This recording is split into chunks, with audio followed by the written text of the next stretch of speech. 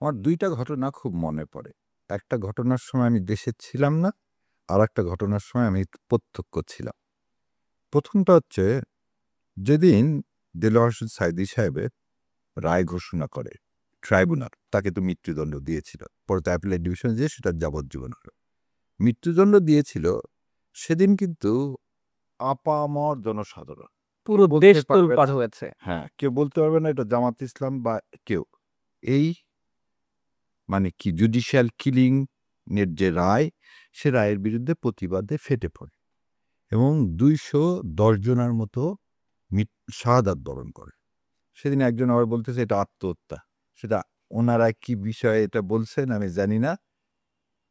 এই একটা জিনিস মনে হলো, তাহলে সে কি? সে কোনো দলের নেতা না, সে কোনো প্রধানমন্ত্রী না, সে রাষ্ট্রপতি না, সে কিছুই না। তার নাম হচ্ছে কোরআনের পাখি।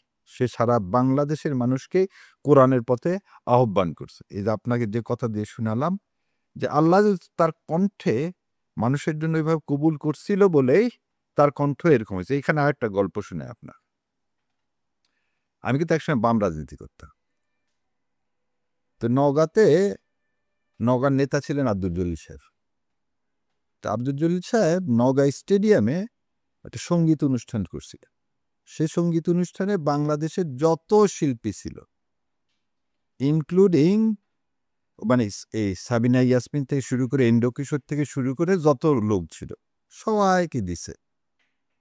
আচ্ছা, এবং সেটা স্টেডিয়ামে ছিল এবং তোফায়েল আহমেদ থেকে শুরু করে আমর হোসেন আমর সবাই গেছিলেন। প্রচুর লোক হয়েছিল।